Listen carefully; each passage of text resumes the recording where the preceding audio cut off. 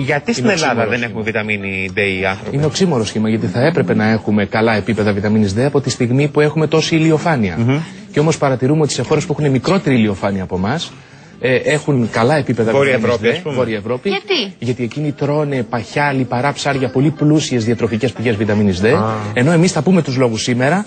Παρόλο που έχουμε τόσο ηλιοφάνεια, έχουμε χαμηλά επίπεδα. Ωραία, πριν πούμε τους λόγους, να ρωτήσω κάτι. Ποια είναι τα συμπτώματα που καταλαβαίνεις χωρίς να κάνει ιατρικές εξετάσεις ότι ένας άνθρωπος δεν έχει βιταμίνη D? Δυστυχώς, η έλλειψη ή η ανεπάρκεια σε βιταμίνη D για να φανεί ουσιαστικά πρέπει να περάσει μεγάλο χρονικό διάστημα και τότε θα έχουμε και σοβαρά προβλήματα. Ποια είναι αυτά? Για παράδειγμα, σοβαρή έλλειψη βιταμίνης D συνεπάγεται για τα μικρά παιδιά ραχίτιδα.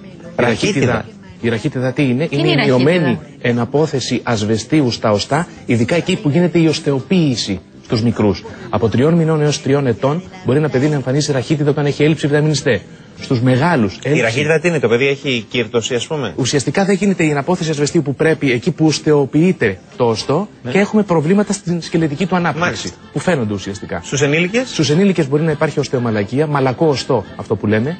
Οστεοπόρωση σε μεγαλύτερες ηλικίες. Ειδικά για τις γυναίκες που έχουν θέμα. Ειδικά για τις γυναίκες που έχουν θέμα. Ασβεστίου. Αλλά Γιώργο, εκτός και Φαίη, εκτός από το κομμάτι της σκελετικής υγείας, η βιταμίνη D συμβάλλει και στην εξωσκελετική υγεία. Δηλαδή. Ουσιαστικά βοηθάει, μάλλον να το πω αντίστροφα, η σοβαρή έλλειψή της συσχετίζεται με καρκίνο, με αυξημένο ενδεχόμενο καρκίνο το ποσοστά ενδομητρίου, μαστού, παχαίου εντέρου, προστάτη.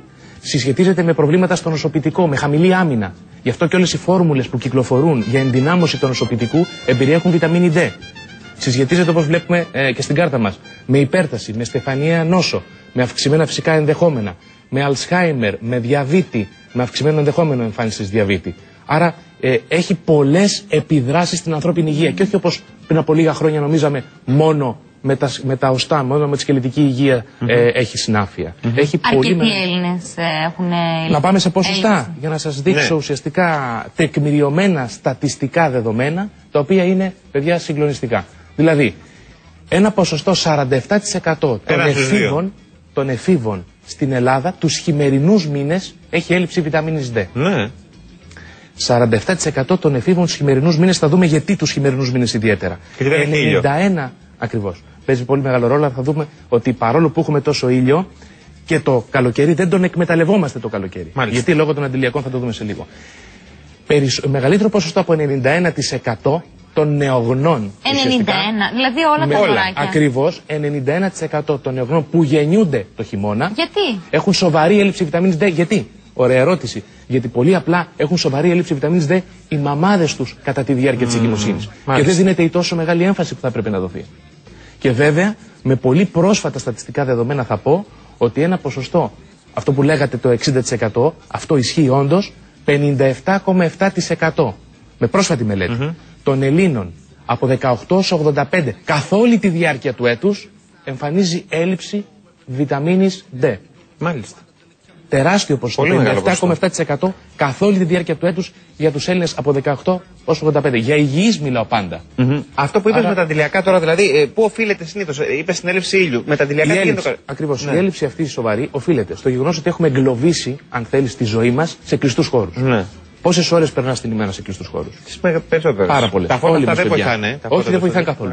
Έτσι, και μάλιστα να πω μια και λες για τα φώτα, ότι η βιταμίνη D παράγεται στον οργανισμό όταν αυτός εκτίθεται στην υπεριόδια ακτινοβολία και συγκεκριμένα στις UV-β ακτίνες. Α, ναι. Και να πω ότι όταν καθόμαστε πίσω από ένα τζάμι, το τζάμι φιλτράρει πολύ μεγάλο ποσοστό. 95-96% των UV-β. Δεν μας αφήνει δηλαδή να παράγουμε βιταμίνη D. Λόγος που πρέπει να κάτσουμε στον ήλιο το καλοκαίρι.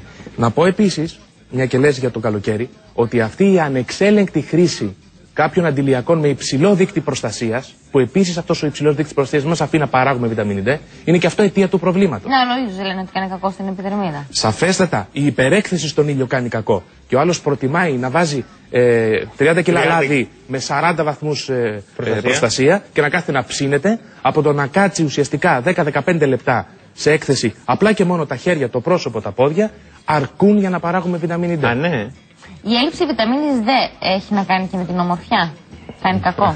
Γυναίκες, πώς το παίρνετε πάντα εκεί. Ναι, γιατί λένε, ας πούμε, ότι η βιταμίνη Ε, η βιταμίνη Α βοηθούν στην αναπαραγωγή και συγκεκριμένη μελέτη που να δείχνει ότι σε συγκεκριμένο ιστό που σχετίζεται με την ομορφιά παίζει ρόλο η βιταμίνη δεν υπάρχει, αλλά μην ξεχνάμε ότι ένας οργανισμός ο οποίος έχει έλλειψη σε κάποια βιταμίνη, σε κάποιο μεταλλικό στοιχείο, σε κάποιο ιχνό στοιχείο, γενικώς μας φαίνεται λιγότερο λαμπερός. Άρα θα έλεγα από άποψη γενικής υγείας, γενικότερης αισθητικής, είναι καλό να έχουμε πληρότητα στις βιταμίνες μας. Ωραία. Αλλά όχι ότι σχετίζεται με κάποιο Λοιπόν, και για να το κλείσουμε έτσι και να πάμε να λειτουργήσουμε να πω και στην έλλειψη ότι επίσης είναι μεγάλο πρόβλημα η μόλυνση του περιβάλλοντος.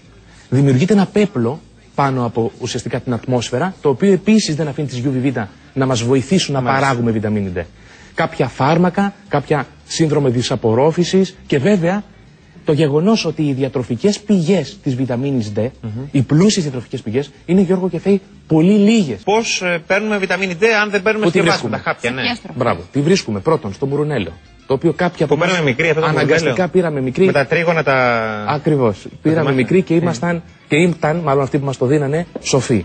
Θα έλεγα μάλιστα, με την συμβολή βέβαια του παιδιάτρου, ότι πρέπει όλοι στα παιδιά μας από μια ηλικία και μετά να δίνουμε για κάποιους μήνες το χειμώνα στην Ελλάδα μουρουνέλαιο. Το μουρουνέλαιο πολύ πλούσια πηγή. Παχιά ψάρια, ο σολομός, ο τόνος, το σκουμπρί, η πέστροφα. Όχι η κονσέρβα. Ναι, το φιλέτο, όταν πάρω εγώ το φιλέτο του τόνου στην κονσέρβα, έχω εξαιρέσει μια μεγάλη ποσότητα λιπαρών του. Και δυστυχώς ή ευτυχώς η βιταμίνη D είναι λιποδιαλυτή και κρύβεται στα λιπαρά. Άρα, όταν τρώω το φιλέτο, ενώ ο σολομός ακόμα και το φιλέτο να πάρω, έχει μέσα ενδομυϊκά, να το πω, λίπος. Άρα και βιταμίνη D.